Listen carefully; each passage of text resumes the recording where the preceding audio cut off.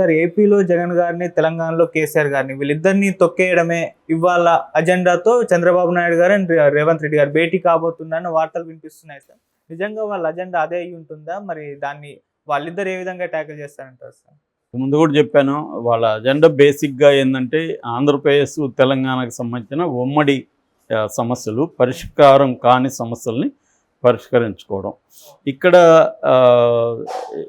ఇద్దరు ముఖ్యమంత్రుల మధ్య చిన్న తేడా కనబడుతుంది. రేవంత్ రెడ్డి ఏమో నాకు తెలంగాణ ప్రయోజనాలే ముఖ్యం అంటున్నాడు, కానీ చంద్రబాబు ఏమో నాకు ఆంధ్ర ప్రయోజనాలే ముఖ్యం అనట్లేదు. నాకు రెండు రాష్ట్రాలు ఒకటే, తెలుగు ప్రజలందరూ బాగుండాలా ఈ మాట మాట్లాడుతున్నాడు. దాంతో ఆల్రెడీ నమస్తే తెలంగాణలో పెద్ద ఎత్తున రాశారు. మళ్ళీ రెండు కళ్ళ సిద్ధాంతం తీసుకొస్తున్నాడు ఇతను, జాగ్రత్తగా ఉండాలి అని చెప్పి. నిజానికి చంద్రబాబు మాట్లాడాల్సింది ఏంటి? ఆయన ఒక రాష్ట్ర ముఖ్యమంత్రి. రాష్ట్ర ముఖ్యమంత్రిగా ఆయన మాట్లాడాల్సింది ఏంటంటే నాకు ఆంధ్రప్రదేశ్ ప్రయోజనాలు ముఖ్యమని చెప్పాలి. అట్లా ఎందుకు చెప్పట్లేదు అనేది అర్థం కాదు. నాకు రెండు రాష్ట్రాల ప్రయోజనాలు ముఖ్యం అన్నాడు. అట్లా ఎందుకు చెప్పట్లేదంటే ఆయన తెలంగాణలో కూడా తెలుగుదేశాన్ని పునరుద్ధరించదలుచుకున్నాడు. కానీ అది పార్టీ పరంగా ఓకే, రాజకీయాల పరంగా పార్టీ పరంగా నువ్వేమన్నా చేసుకో తెలంగాణలో. కానీ ఒక రాష్ట్ర ముఖ్యమంత్రిగా ఇంకొక తెలంగాణ ముఖ్యమంత్రితో చర్చలు జరిపేటప్పుడు చెప్పాల్సిన మాట ఏంటంటే నాకు మన రాష్ట్ర ప్రయోజనాలు ఇంపార్టెంట్ అని చెప్పాలి. అంటే ఆంధ్రప్రదేశ్కి తెలంగాణ నుంచి రావాల్సిన ఏవైతే ప్రయోజనాలు ఉన్నాయో లేదా కేంద్రం నుంచి రావాల్సిన వాటికి నేను కొట్లాడతాననేది మాట్లాడాలి తప్ప ఇక్కడ వచ్చి నాకు రెండు రాష్ట్రాలు ముఖ్యం అనేది ఆయన మాట్లాడకూడదు. రేవంత్ రెడ్డి అలా మాట్లాడట్లేదు కదా. రేవంత్ రెడ్డికి మరి తెలుగు వాళ్ళు ఇద్దరు అవసరం లేదా? రేవంత్ రెడ్డికి రేవంత్ రెడ్డి పర్ఫెక్ట్గా ఉన్నాడు. ఎందుకంటే ఆయన తెలంగాణ రాష్ట్ర ముఖ్యమంత్రి, తెలంగాణ రాష్ట్ర ప్రయోజనాలు ప్రధానంగా ఉంటుంది. ఇప్పుడు మోడీ వేరే దేశంతో చైనాతో చర్చలు జరిపేటప్పుడు నాకు చైనా ఇండియా రెండో ఒకటే, అందరూ ప్రజలు ఒకటే అంటాడా? అండ కదా, నాకు ఇండియా ఇంపార్టెంట్ అంటాడు. కానీ చంద్రబాబు ఆ మాట అన్నట్ల. సో ఇక్కడ ప్రాబ్లం వస్తుంది. సరే, వాళ్ళు ఏమేమి చర్చిస్తారు అనేది మనకు తెలియదు, కానీ వాళ్ళు చెప్తున్నది ఏమేమిటంటే 10 అంశాల అజెండా ఏర్పరిచారని చెప్తున్నారు. ఈ 10 అంశాల మీద ఈరోజు చర్చ జరగబోతుంది. ప్రధానంగా 9th and 10th షెడ్యూల్లో ఉండే ప్రాపర్టీస్కి సంబంధించి చర్చలు ప్రధానంగా జరుగుతాయి. అంటే 9వ షెడ్యూల్కి సంబంధించి 23 సంస్థలు ఉన్నాయి, 10వ షెడ్యూల్కి సంబంధించి 30 సంస్థలు ఉన్నాయి. ఈ సంస్థలకు సంబంధించి ఇవి ఉమ్మడి ఆస్తులు. వీటిలో ఎలా డివైడ్ చేసుకోవాలి, ఆయా ఆస్తుల్లో ఏమేమి ఆల్రెడీ డివైడ్ అయినాయి, ఇప్పుడు ఇంకా ఏమేమి పెండింగ్ ఉన్నాయి, ఎందుకున్నాయి, వాటి నిర్వహణ ఖర్చులు ఎవరు చూస్తున్నారు, ఇటువంటి విషయాలని చర్చించాలి. ఇప్పుడు ఫర్ ఎగ్జాంపుల్ ఈ 9th షెడ్యూల్లో మేజర్ వచ్చి ఏపీ జెన్కో ఉంది. అందులో 2440 కోట్లు ఉన్నాయి. దాన్ని ఏం చేయాలి?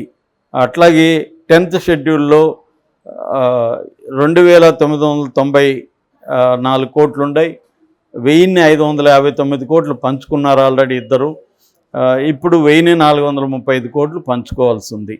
అట్లాగే బకాయిలు, విద్యుత్ బకాయిలు మనకి 7200 ఆంధ్రప్రదేశ్కి రావాలి తెలంగాణ నుంచి, దానికి సంబంధించి. అట్లాగే ఆంధ్రప్రదేశ్ నుంచి కూడా తెలంగాణ కొన్ని బకాయిలు ఉన్నాయి.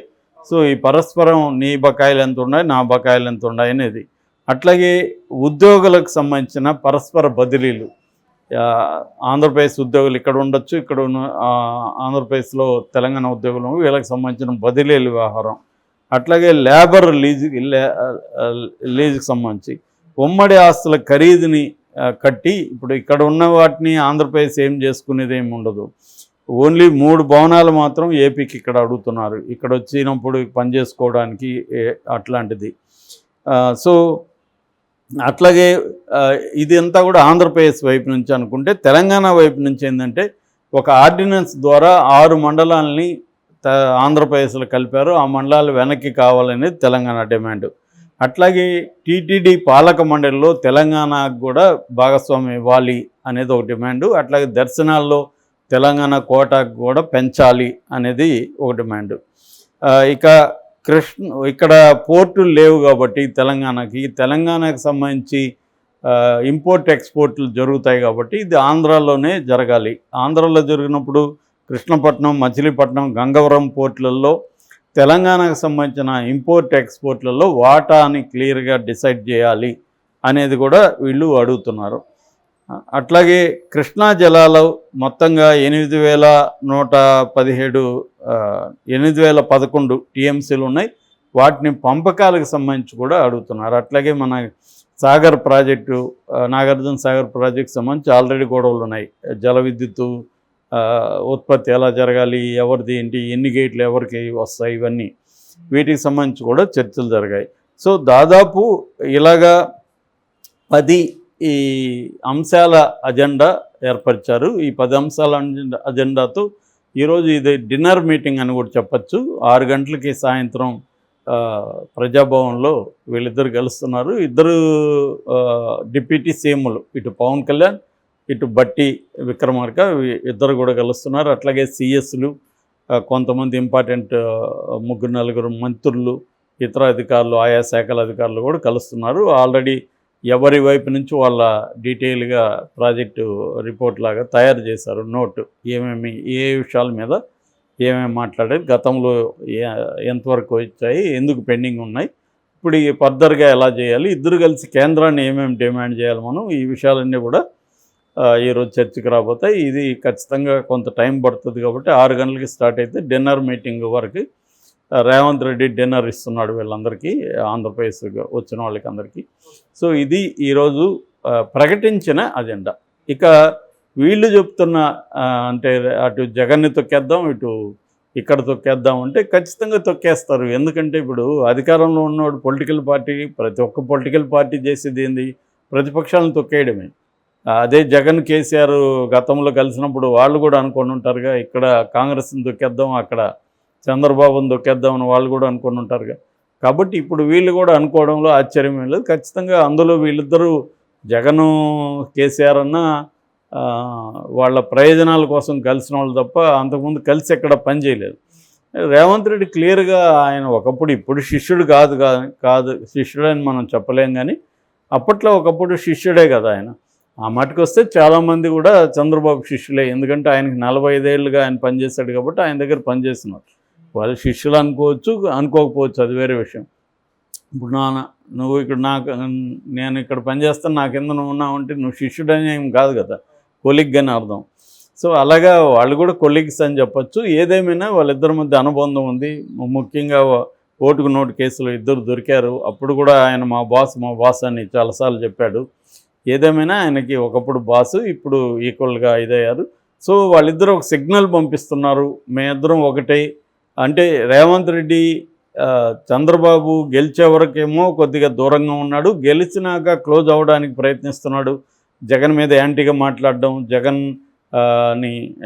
జగన్ని ఈయన వ్యతిరేకిస్తూ యాంటీగా మాట్లాడాల్సిన అవసరం లేదు కానీ మాట్లాడడం, ఇవన్నీ చూస్తుంటే చంద్రబాబుకు దగ్గర అవుతున్నాడు. ఒక కాంగ్రెస్ సీఎం లాగా బిహేవ్ చేయట్లేదు. ఎందుకంటే ఇప్పుడు తెలంగాణ కాంగ్రెస్ సీఎం, కర్ణాటక కాంగ్రెస్ సీఎం ఇప్పుడు అలా మాట్లాడలేదు కదా జగన్ మీద, కానీ ఇంకొక దాని మీద ఈయన ఎందుకు మాట్లాడాడు అన్న ఇది కూడా వస్తుంది క్లియర్గా ఎందుకంటే ఇక్కడేమో ఆంధ్ర రాష్ట్రాలకి పరస్పర డిపెండెన్సీ కానీ అనేక విషయాల్లో ఉంది. రాష్ట్రాల గవర్నమెంట్ పరంగా ఉంది, ప్రజలకు సంబంధించి కానీ వివిధ రాజకీయ నాయకుల ఆస్తులు కానీ. ఇప్పుడు జగన్ది కూడా ఇక్కడ ఉంది. ఆల్రెడీ జగన్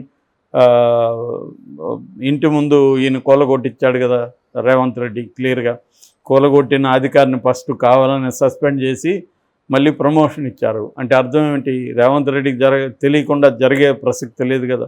సో ఆ రకంగా ఖచ్చితంగా జగన్ని తొక్కేయడానికి రేవంత్ రెడ్డి హెల్ప్ చేస్తాడు, కేసీఆర్ని తొక్కేయడానికి చంద్రబాబు కూడా హెల్ప్ చేస్తారు.